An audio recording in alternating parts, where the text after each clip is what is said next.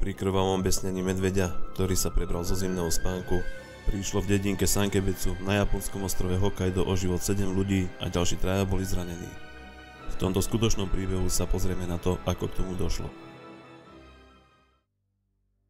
Píše sa rok 1915 a zima v dedinke Sankebecu, ako aj na celom ostrove Hokkaido, je toho roku mimoriadne studená.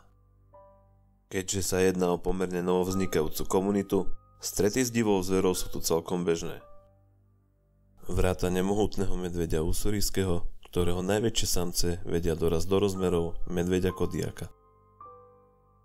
Všetko sa to začalo v polovici novembra, keď sa skoro ráno veľký medveď, ktorý mal v tom období v kľude hibernovať, objavil na prahu farmy rodiny Ikeda. Svojou veľkosťou vydesil farmárovho koňa a rodinu, no nakoniec vzal len niekoľko klasov kukurice a krátko na to odišiel. Ale nie na dlho. 20. novembra sa medveď opäť objavuje na farme a Ikeda sa vážne začína obávať o svoju rodinu a o koňa. Zvoláva tak svojho syna a 2 matagi, typických japonských zimných lovcov, aby sa s medveďom porátali. 30. novembra, kedy sa medveď opäť približuje k farme, nenechávajú nič na náhodu a spúšťajú na šelmu streľbu. Tá zranená uteká naspäť do lesa a lovci ju hneď na druhý deň ráno po stopách krvi sledujú až k hore Onishika. Počasie sa zhoršuje a dohodnú sa, že stopovanie ukončia. Veď ako skúsení lovci vedia, že takto zranené a vystrašené zviera sa už len tak k obydliam nevráti. Keby vedeli, ako veľmi sa mýlili. Je mrazivé ráno 9. decembra a medveď sa znovu ukazuje pri Sankebecu. No od tohoto dňa už život v osade nikdy nebude ako predtým. Tentokrát sa priblížil k domu rodiny Ota, práve keď nie je hlava rodiny doma. Dnu v teple je jeho nič netušiaca manželka Abemayu a Hasumi Mikio, susedine bábätko, ktoré zrovna opatruje. Medveď vchádza do domu a zakusne sa bezbrannému Hasumimu do hlavy, čím ho ihneď usmrtí. Nastáva veľký krik a plač Abemayu a jej boj o svoj život. Hádže po medveďovi polena dreva a snaží sa utiecť, no ten ju zdrapne a ťahá do nedalekého hustého lesa. Hlava rodiny v dome nachádza mŕtve dieťa, potoky krvi a vo vzduchu cítiť pach smrti. Podľa záznamov miesto činu vyzeralo hrozne a pripomínalo bytunok. Ráno 11. decembra bola vytvorená skupina 30 mužov, aby zabili medveďa a našli pozostatky Abemayu.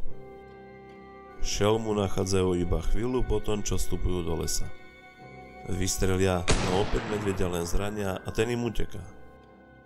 Blízko pri strome nachádzajú obžraté telo Abemayu, z ktorej ostala len hlava a kusy končatín.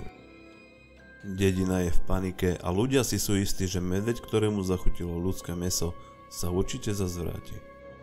Večer vytvárajú 2 ozbrojené skupiny, jednu menšiu, ktorá bude na noc stražiť obydlie rodiny Ota v prípade, že sa medveď vráti na miesto masakru, a druhú, 50 členú, ktorá stráži obydlie rodiny Miuke, ktorej hlava rodiny Miuke Yasutaro je zrovna na cestách a momentálne sa tam nachádzajú niektoré zo žien a detí preživších. V noci sa skutočne beštia približuje na miesto masakru. Jeden z mužov strieľa mimo a po medveďovi sa zľahla zem. Väčšia skupina, ktorá počuje streľbu, prichádza na pomoc k obydlu rodiny Ota a druhá chatrč ostáva strážená len jedným strážcom, čo bola osudová chyba. Vo vnútri, mysliaci, že sú v bezpečí, sa nachádza Miukeová manželka Jajo, ktorá pripravuje večeru, jej deti, pričom to najmenšie má zavesené na chrbte, a jej tehotná suseda Take z rodiny Saito, takisto s deťmi. Jajo počuje podivné zvuky, ide sa pozrieť von, no už je neskoro. Monštrum je už v dome. V panike a snahe utiecť sa Jajo potkne o jedného zo svojich synov, pada na zem. Medveď ju napadne a zakusne sa do najmenšieho z jej synov, ktorého má zaveseného na chrbte, no ten akoby zázrakom prežije. Do domu vbehne strážca, ktorý je v zápätí švíhom mohutný, ale by rozparaný, no je to moment, kedy sa Jajo podarí postaviť na nohy a s niektorými z jej detí sa pokúsiť uniknúť.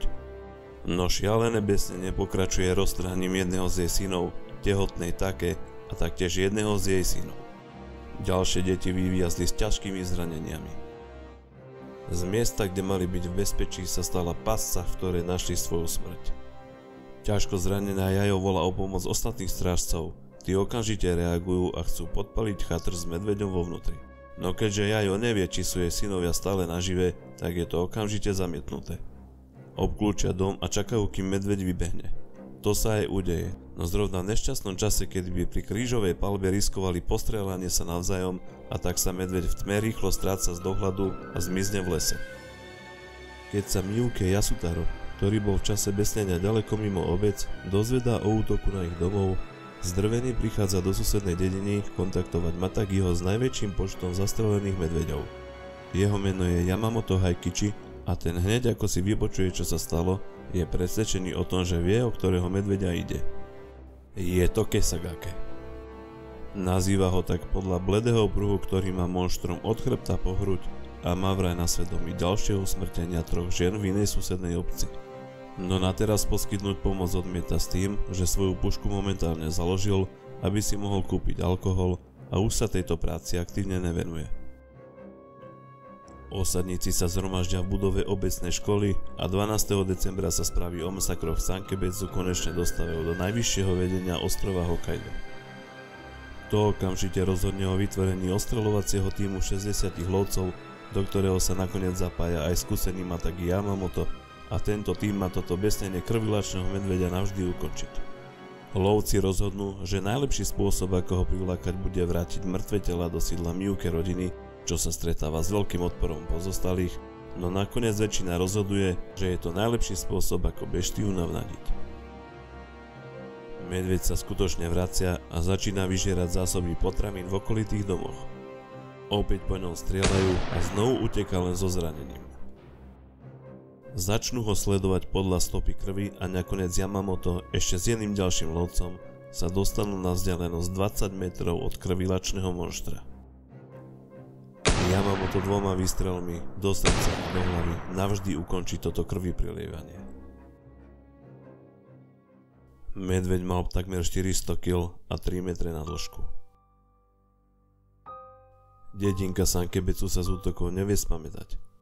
Osadníci ho opúšťajú zo strachu ďalších útokov medveďov a stavia sa tam svetina, ktorá má navždy Japoncom pripomínať toto besnenie divokej šelmy.